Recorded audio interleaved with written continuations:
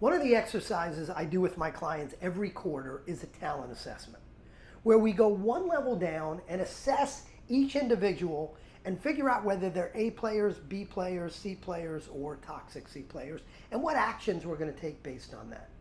What I've also started doing is having each leader in front of their team, in front of their peers, self-assess. On a scale of 0 to 10, are they living the core values? On a scale of 0 to 10, how productive they are.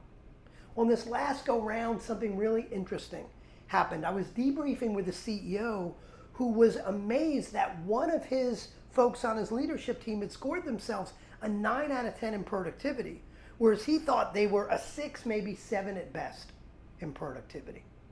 So I asked, what makes you say that? Why do you think they're a 6 or 7? He said, well, I just think he ought to be getting more done in his role. He's not being strategic enough. He's not thinking about big picture company, and started rattling off some kind of fuzzy definitions of productivity. And then I asked, do you and this person have the same definition of what productivity means? And we realized what the problem was. What I coach all of my clients to create is something called a job scorecard.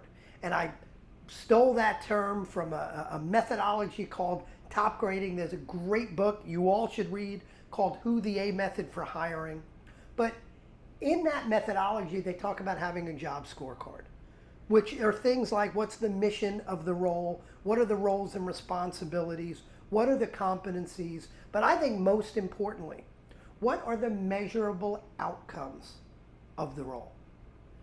That's what most companies, that's what most individuals are missing, is a common understanding for a function, for a role. What are the measurable outcomes of that role? For head of marketing, I imagine a measurable outcome is not a beautiful website.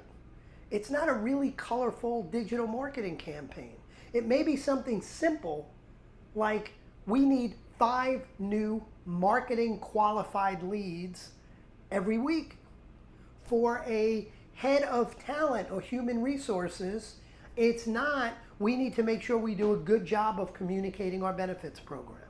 A measurable outcome might be we've increased our talent density from 20% up to 35%.